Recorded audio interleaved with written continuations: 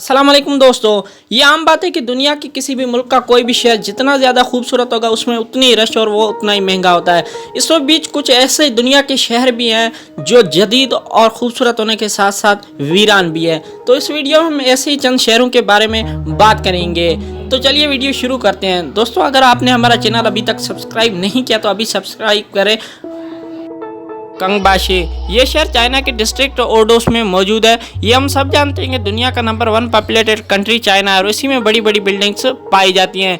तो चाइना ने सोचा कि जब जंग के दौरान ये सारी बिल्डिंग्स हवाई हमलों के जरिए तबाह होंगी तो इनमें से कई लोग जो हैं वो बेघर और मुतासिर होंगे। तो उनके लिए ये थोड़े से समय में बड़ी बड़ी बिल्डिंग्स और घर खड़े करना हमारे लिए मुश्किलात का सामना करना पड़ सकता है। तो उन्होंने पहले से ही ऐसे टाउन्स बना रखे हैं जिनमें से कंगबाशी एक शहर है। और कंगबाशी लगभग 1 मिलियन लोगों के रहने की जगह है। इसमें हज़ारों घर बनाए गए हैं। इसमें हर वो ज़रूरी इंफ्रास्ट्रक्चर इन्हें प्रोवाइड की गई है, जिस तरह के एयरपोर्ट्स हो गए, पार्क्स, थिएटर्स, म्यूजियम और हर गली में सोवियत यूनियन के इवन स्कल्पचर्स भी रखे हुए हैं। ये प्रोजेक्ट 2001 में कंप्लीट किया गया, जबकि इस शहर में कुल आबादी 1 मिलियन लोगों के सिर्फ 2% है। इसी वजह से इस शहर को वीरान शहरों में से तस्वर किया जाता है।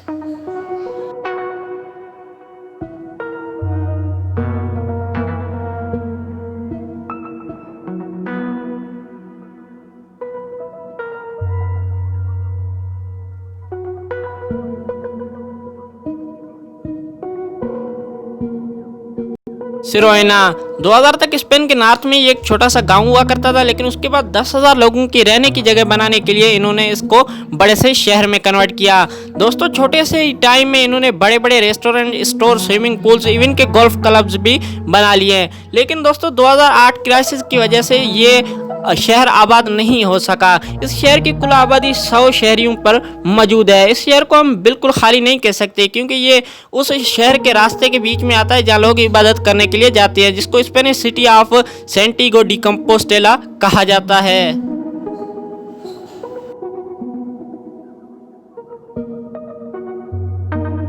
वीरान शहरों में एक थेम्स टाउन के नाम से भी शहर आता है। ये फोटो लंदन या फिर किसी यूरोपीय मुल्क की नहीं है, दरअसल ये शहर चाइना में है। इसको स्मॉल कॉपी ऑफ लंदन या फिर चाइनीज लंदन भी कहा जाता है।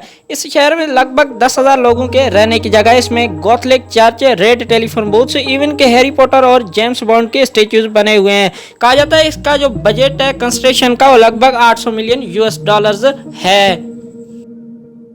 दोस्तों, सूडो यूरोपियन टाउन को बहुत ही कम लोग अफोर्ड कर पाते हैं। ये बहुत ही महंगा है, जिसकी वजह से कई लोग इस चाइनीज लंदन का मज़ा या फिर अफोर्ड नहीं कर पाते, जिसकी वजह से ये शहर काफ़ी हद तक वीरान भी है।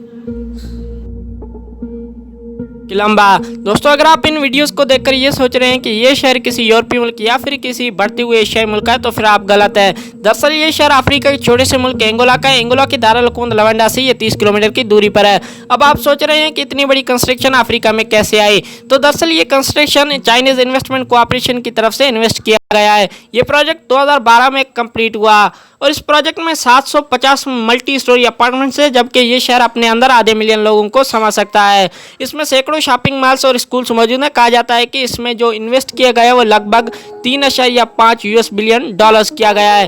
दोस्तों, हम सब जानते हैं कि अफ्रीका की ज़्यादातर आबादी पॉवर्टी लेवल से लो है और दिन का अमूमन $2 कमा पाती है, जिसकी वजह से इतने महंगे अपार्टमेंट्स अफोर्ड नहीं कर पाते।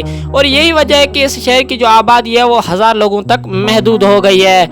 दोस्तों, इसीलिए इस शहर को वीरान शहरों में तस्वर किया जाता है।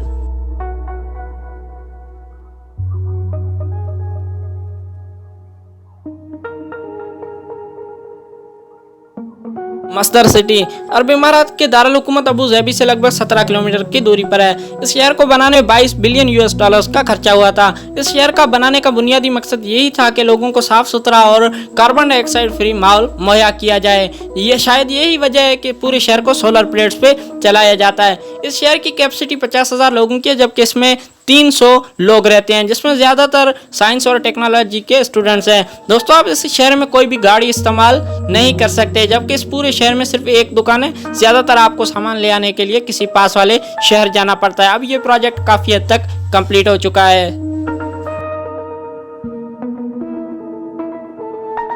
कीजोंगडोंग। ये टाउन नॉर्थ कोरिया के डीमिलिटराइज जोन के करीब आता है और यही टाउन है जो कि साउथ कोरिया से दिखाई भी देता है। दरअसल 1950 में जब साउथ कोरिया से कोरिया की तरफ बॉर्डर क्रॉस करके आ रहे थे तो उनको आला रिहाइश मुहैया करने के लिए इस टाउन को बनाया गया है। इस सारी बिल्डिंग्स की लाइट्स एक ही वक्त पर ऑन होती हैं और एक ही वक्त पे बंद की जाती हैं।